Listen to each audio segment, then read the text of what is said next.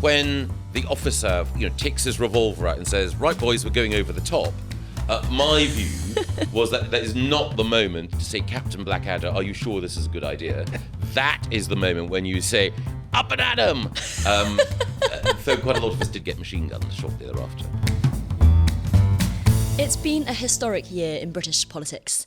The ousting of the Conservative Party after 14 years in government, the rise of the Reform Party now with 5 MPs, and Labour's landslide victory, which has turned sour very quickly indeed. I'm Cindy Yu and I'm joined by Katy Balls, Michael Gove and a sketchwriter and Spectator contributor, Quentin Letts. The biggest political news of the year, Katy, of course, has been the ousting of the Conservative Party after 14 years in power. Can you remind listeners of the political situation leading up to the calling of the election, and was there any world in which the Tories could have won? It'd be interesting for the views of others on the panel too on this, who will have had a different perspective. But I think it was quite clear going into 2024 that the Tories would have had a near impossible task in terms of winning the election and turning things around.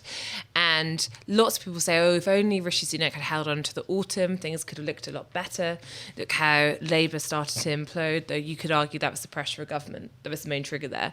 Would there have been a rates cut? Would that have helped? But I do think we were entering the world by which it was a question of what is the scale of defeat, rather than is there going to be a shock victory for the Tories. And it really, I think, started to go wrong for Rishi Sunak in 2023. And, for example, I recently interviewed Rishi Sunak's Chief of Staff, Liam Booth-Smith, on election dates, and he said the mistake was not that they went for the summer instead of the autumn of 2024. The mistake was that they should have gone much earlier, a year in the spring. And he thought, yes, everyone would have hated it, but with hindsight, that might have been the best time to go. Now, others will disagree. But I think there was just a sense of the Tories having been in power that long. It wasn't just about, was Rishi Sunak charismatic enough, or did he have enough of a vision? A party that was increasingly fractious. You had, various anonymous plotters throwing stones from both outside and inside the tent. And then you had the question of cost of living and high inflation, which I think when you look across the world, all incumbent governments were struggling. Now, I think the Tories did some things to make it even worse for them, but it was always going to be a hard task to have anything close to a win. And I think the question on that 2024 strategy was, when they called the July election, it was a bit of a Dunkirk strategy, survival is winning. And I think within that, victory is survival, you had a situation where they hoped they would keep 200 seats to 200 MPs. And in what some in the campaign later described as a cursed campaign, they obviously fell short of their target. Well, it didn't help. It didn't help that they went at a time when Nigel Farage could easily come back into the fray. If they'd gone later, then Farage would have been tied up in America, probably. And it was the re-entry of Farage that split the right-wing vote that really was the big killer for them. And also it would have helped had Rishi had a bit more personality. There was a total charisma vacuum. He was a terrible campaigner. And going out, it was like seeing Theresa May all over again, but Theresa May in trousers. Actually, she sometimes wore trousers, more convincingly than Rishi, perhaps. But it was a disastrous campaign, gutless campaign, humourless campaign, and they were terrified of the voters. When you're going to lose, you might as well go and meet the voters, reacquaint yourself with them. But the distance between the politicians and the public was terrible. No, I think it was a campaign where a lot went wrong, and hence that target of around 200 MPs, they got 121. And I also completely agree. Strangely, their arguments by going early, Farage wouldn't return, but I agree, Quentin. I would have thought by that point he was tied up in TV contracts for the US presidential if they'd gone for the autumn. Yeah, I think even if Rishi had been a sort of combination of Benedict Cumberbatch and Hulk Hogan, he still wouldn't have won. I'm afraid defeat was baked in beforehand. You're right, both of you, that everything that could go wrong in the campaign did go wrong, from the Prime Minister's aide having taken a bit of a flutter on the election date on the basis of, so we are given to understand, inside information, to the timing over D-Day, to, as you say, Nigel Farage's re-entry into British politics, emerging like the alien in the movie of the same name to devour the host. So all of those things going wrong didn't help, but I think that the fate for Rishi was probably sealed even before he became Prime Minister. I think that the manner of Boris's going and the nature of Liz's mini budget meant that it was always going to be difficult. Michael, now that you've come over to the light side, the good side, that is from we not the politics dark into side? journalism. I have left the Sith and joined the Jedi. Yes, tell us about what was it like behind the scenes in those months, because there has been also been reported that you, in the early election, when you were told about it, you said to Rishi Sunak, "Who dares wins?" Yeah, on the day, I certainly did. On the day concerned, there was a gathering sense of for some expectation, for others trepidation, because a variety of meetings have been cancelled. I attended a meeting of a cabinet committee on a subject I've completely forgotten about 2 hours before cabinet itself was due to meet. I was due to present at cabinet on levelling up. I realised in that meeting, as people were looking nervously at their phones and watches and so on, that I would not be presenting on levelling up or anything else. Something was afoot. Then a small group of us were summoned in just before cabinet so that Rishi explained what was going on. And at that point, when you hear the whistle, when the officer, takes his revolver out and says, "Right, boys, we're going over the top," my view was that is not the moment to say, "Captain Blackadder, are you sure this is a good idea?" That is the moment when you say, "Up and at 'em!" Though quite a lot of us did get machine guns shortly thereafter. You ran the other direction. You didn't even stand again. Well, I had a call. Legging it back towards the general's castle. I had a call to go back to the chateau, yes, in order to help direct other operations. Michael, I'm not sure if he was in this stage, but there was also an awkward moment of ministers say after, of course, Rishi Sunak says, "I've decided to call an election." And it's not really a debate, even though you had a couple of figures start to speak out. And there was a pre-meeting and then there was the larger meeting. And then I think it was suggested that they could all stay in the cabinet room and watch Rishi Sunak announce to the nation, Yes. calling the election, which then made for slightly awkward watching when, of course, we moved to one of the probably most memorable moments of the year, which was the rain and the lack of umbrella. What was the discussion around the umbrella, Michael? Well, I Did don't anyone know, say? but we were all told that we had to stay in the cabinet room, and I asked if I could pop to the loo. I know it's odd for a grown man in his 50s as a member of the cabinet to have to ask permission, but nevertheless. In fact, I didn't just go to the loo. I went into the Downing Street garden because I was so nervous I wanted to have a cigarette. I then returned to discover that the door to the cabinet had been locked, and that I was in the antechamber watching the television feed with Mrs. Sunak, the bodyguards and various others. And so, because there's a time delay between the broadcast and reality, Rishi's face was still on the TV screen as he came in after having given that speech. And he was looking straight ahead with a look of, I hope, resolution, but certainly I think he was also probably thinking, where's the brolly? Who took it away? Did we have to do it at that time? But to be fair to Rishi, throughout all of the election campaign, I never saw him pettish, difficult, or recriminatory with anyone. He might well have kicked the cat on a few occasions. I do know that in his preparation for the debates, he was very focused and disciplined. And the one thing that I would say, well, I'd say a number of things, is that he won those debates. Little good it did him and the broader Conservative Party, but in those critical moments when it was him versus Starmer, I think he left Starmer looking comprehensively flat-footed. I think that's fair. But his personal mood during the election, I felt, I got quite close to him once or twice at events, and it was almost as though the shutters had come down, and he wasn't acknowledging people around him. And I would sort of shout something or make a suggestion. Why don't you go and stand over there, Prime Minister, and can we get you to jump into that tank? For instance, like that. And he just was blanking people. Well, he'd sort of retreated within himself. It is. There are some politicians, your Bill Clintons and so on, who can do everything all at once, who can focus on the speech ahead and glad hand. Most of the rest of us, if we've been politicians, know that just before these sort of big events, you've got to try and get in the zone. I remember that before Boris or before Theresa May would give speeches, they would sometimes just need that little bit of space to themselves to focus. The one person who could flip instantly from a cup of tea or a pint of beer beforehand to being immediately on the campaign trail was David Cameron, but there are very few people who are given that sort of ease and flexibility. It is an important skill on a campaign. Ideally, you want to be able to glad hand people and then stand up. Completely, but and people may say that this is damning with faint praise. I don't think that there were Keir Starmer is someone who enjoys, the merry bonhomie of the campaign trail in the same way as Gordon Brandon. You can still be, good in other aspects of politics, but yes, Rishi is someone who's very focused, very disciplined. He can be great fun, relaxed, and in private company, but no, he's not a campaigner a la Farage or Clinton. No.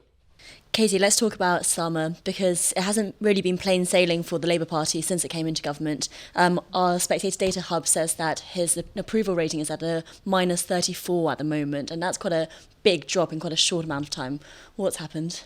You can get 3 months of The Spectator for just £15, plus a free bottle of Paul Roger champagne if you go to spectator.co.uk/fizz24. This offer is UK only and subject to availability. So we probably need to give him some credit for 2024 in the sense that he did lead his party back into government after 14 years. Quentin, we giving him credit? I think, yeah, you have to say he's lucky general, but I mean, yeah, sure. Yeah, and I think he was obviously helped by a range of factors. Often people say, well, oppositions don't win elections, governments lose them. And I think you can see a lot of that in Keir Starmer's path to power when it comes to even, collapse of the SNP at one point, paving the way for the Scottish Labour recovery, the high inflation going through on that, and then also just the Tories not being able to resist infighting. I think all those things helped, and it meant that Keir Starmer just standing there started to look, oh, he must be better than that other option. But there were already warning signs. I mean, for example, you spent a lot of 2024, at least the first 6 months, if you dared to write about Morgan McSweeney versus Sue Gray, you would get a ticking off quite quickly. It was one of those stories that there are always certain stories in politics that annoy the operation more than others. And I was saying, oh no, they get on very well.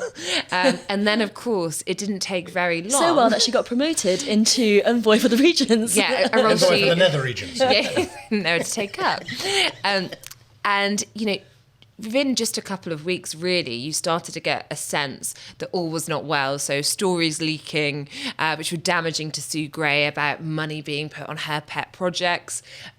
Before you knew it, just briefings about the boys again. That's another way to get a phone call if you want to talk about the Labour boys, the boys club. But a general sense of dysfunction.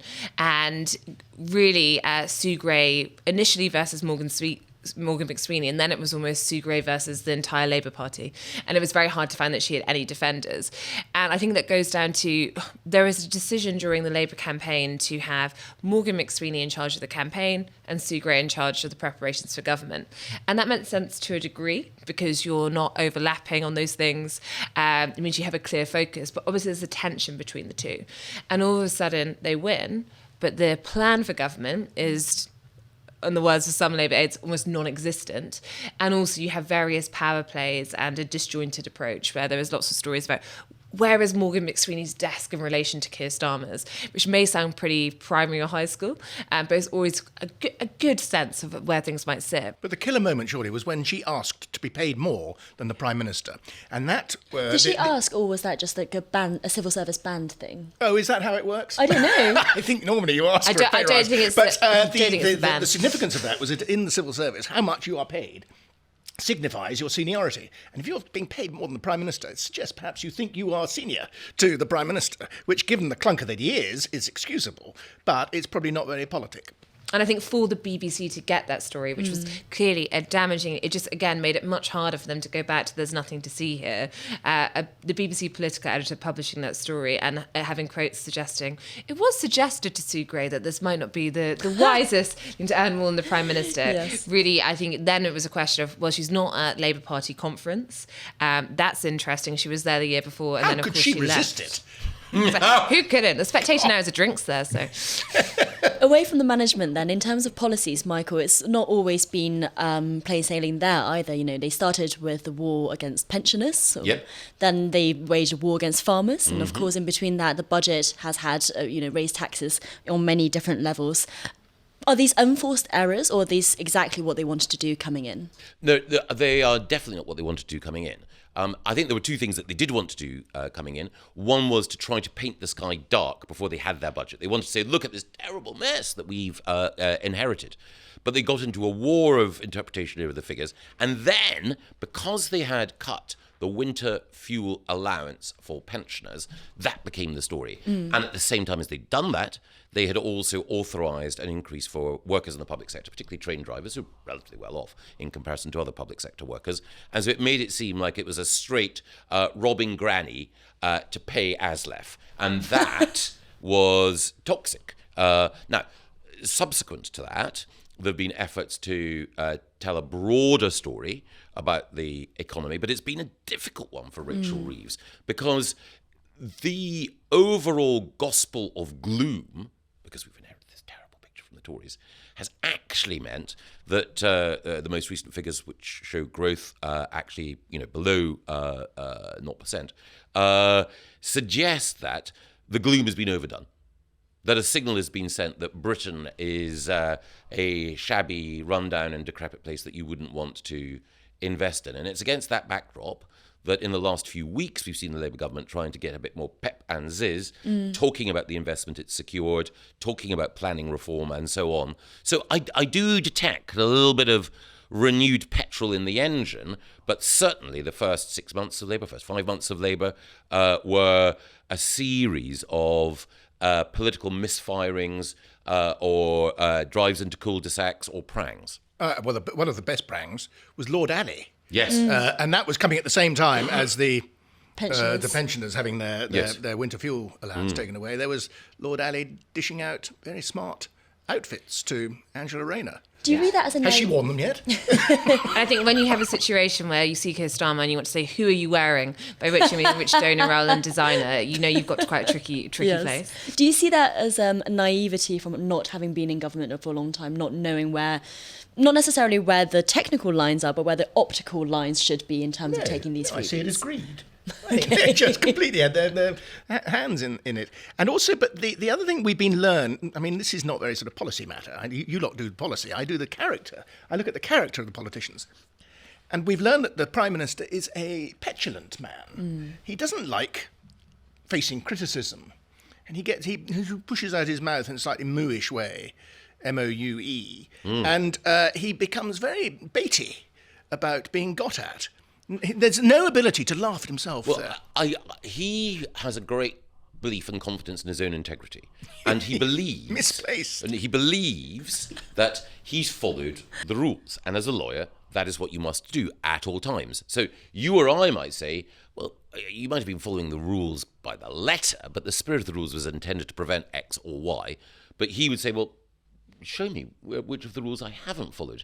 And if you say, oh, come off it, this is politics, it's not the law, he again looks offended because his own sense of his personal integrity matters hugely to him. But as his acting is not very good. When confronted by an alternative view, he pulls back his neck and does a sort of startled bog brush thing.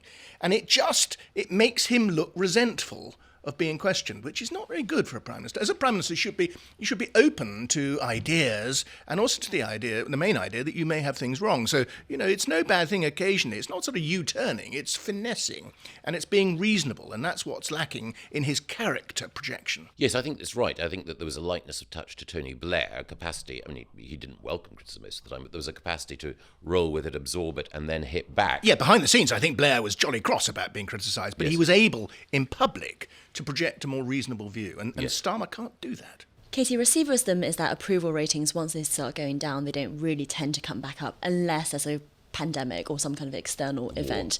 War, exactly. Short of another pandemic or another war, do you think Keir Starmer has much opportunity to turn things around next year? Well, he's got time on his side. Now, of course, time could just see his government be worn down further. He could struggle. We've already had the first reset, which I think is pretty unthinkable if you thought about the scale of victory, how things look for Blair this early on, that they felt the need to give the speech on the milestones. And I think next year we'll be saying, it will feel a little bit Rishi Sunak-esque in the sense of the 5 priorities, the 6 milestones, figures will come through and say, well, that's not very good for that one, and like ticking his homework and so forth. But time brings events. It's not necessarily war, it's not necessarily a pandemic. It could be misfortune for the other parties. His approval ratings don't have to go up particularly. It could be that everyone else has just sink even further. And that is perhaps the more, not saying it will necessarily happen, but there's also, another option for Keir Starmer. And then, of course, if you have the Reform and the Tory party, and Reform is currently a problem for Labour too, but it could just be that Reform and Tories are more of a problem for one another. As long as the right is divided, exactly. then Starmer doesn't really have to worry, or the Labour Party. I mean, Starmer might go, and he might just find he doesn't like it very much, and Wes Streeting might like it more. Totally, and you could be fantastically unpopular and still find a way through in that scenario. So I think next year will be. I think there's a big Farage question next year, which is who is he the biggest problem for, and how do both Keir Starmer and Kemi Badenoch respond to him? Because I think if you have the local elections in May where Reform have a really strong showing, outperforming both of the main parties, you'll start to have, I think, both figures in the Tory and Labour Party panicking about the idea there could really potentially be a chance as a Prime Minister Farage, and that could lead to figures on both sides doing some quite panicky things, maybe. Yeah, well, let's talk about Reform, because they do seem to be the big winners of this year. When you say that other ratings are going down, Reform star seems to be rising. Michael, is there any limit to how far they could rise? Could there be a Prime Minister Farage? I'd bet against it, but I'm obviously I don't take my betting advice from the Prime Minister's former PPS. So I can't say that it's a certainty. But I think there's a natural ceiling to his support in a way that there isn't for other parties. But, there are three things that help him. He's a brilliant communicator. Trump's victory and his proximity to Trump creates a halo effect around him. And linked to those, there's a sort of curiosity about it. People in our collective trade now, in journalism, are looking for the new thing.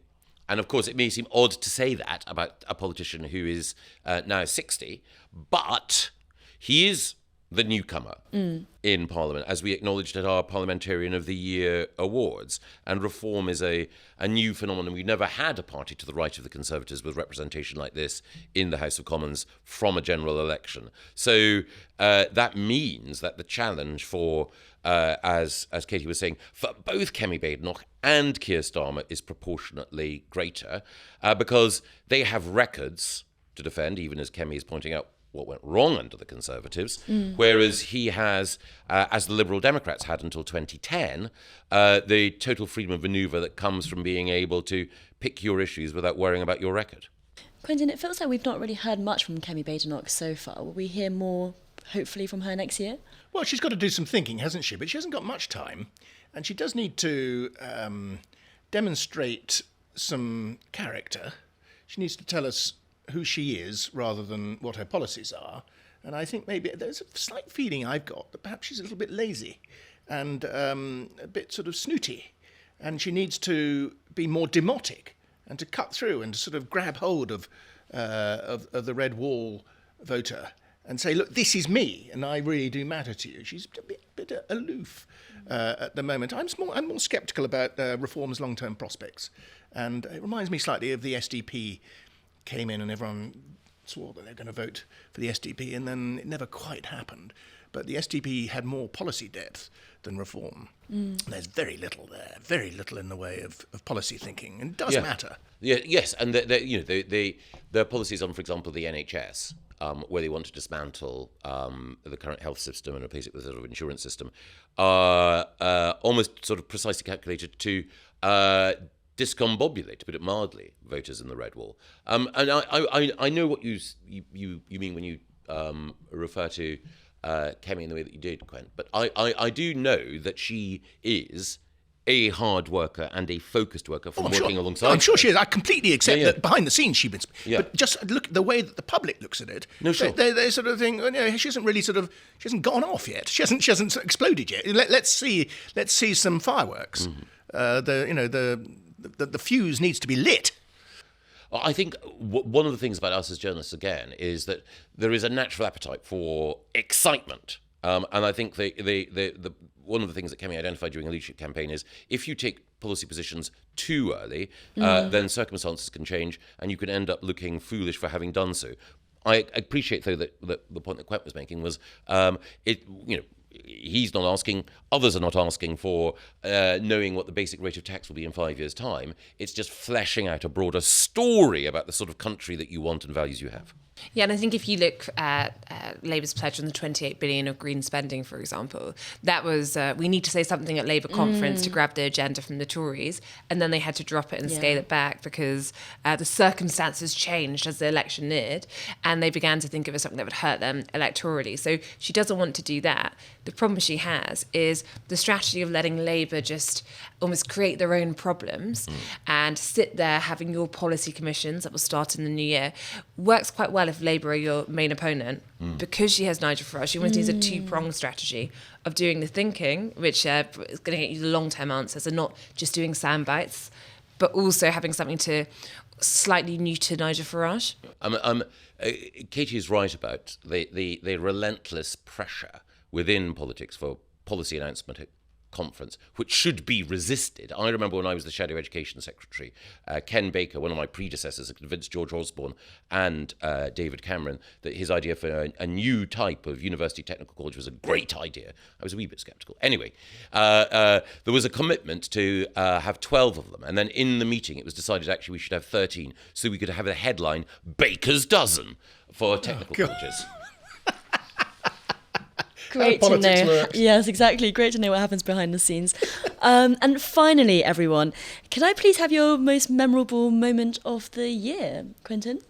Craig McKinley coming into the Commons after he'd had his multiple amputations, sepsis victim, Tory MP, who had not always been the most sympathetic figure. And then he walked back into the Commons that day, the day actually of the general election being called, PMQs, just before PMQs, and he stood there in the middle of the floor of the House of Commons and just raised his new false arms and looked up, and it was a most unforgettable, brilliant, uplifting moment. Katie? So I think mine was one that didn't actually happen in real time. So we stayed up live blogging the general election, and of course you had the rain, you had Liz Truss losing her seat, you had lots of shocks that perhaps weren't huge shocks when you really thought about them. But normally they'd go to every count when you thought there was going to be a potential Michael Patillo moment or, a big win. And they did not go to this politician's count because no one saw it coming. And all of a sudden you just heard them say, oh, Jonathan Ashworth's lost his seat. And this was a member of the shadow cabinet, their attack dog. He was out so much during the general election campaign and he lost it to a pro-Gaza independent. And now you have 5 pro-Gaza independents in the House of Commons. And I think that was a moment that just genuinely caught the Labour Party and others by surprise and picked up on a trend that had been talked about during the general election campaign, perhaps the true scale of which was not known. Michael? Second reading of the Assisted Dying Bill, one of the most significant pieces of legislation that we've seen so far. I, as it happens, am opposed to the legislation, and when the scale of the victory, the sort of 50-plus votes came through, I was struck, actually. I felt quite emotional about it in a way that I wouldn't have thought that I did anymore. Were you surprised by the scale of the majority? I thought it would be close, and so I was not surprised, not amazed, but disappointed by the scale of that, because again, I sort of knew that when you've got a majority broadly of that kind, notwithstanding the fact that there were a number of people who said that they voted for it, but might, if the legislation wasn't improved, not support it. I fear, others will rejoice, but I fear that is going to become legislation, and that will change our society in a significant way. I think the House of Lords are going to crawl all over it, aren't they? I think they will, but I think that when you've got a Commons majority of that size, and when you've now got the government sort of clicking into gear behind it, but, their lordships are very, very good at applying a, what's the word? Their lordships are also very, very old. Yes. And might think, this is getting a bit close to us. Yes. Michael, Katie and Quentin, thank you very much.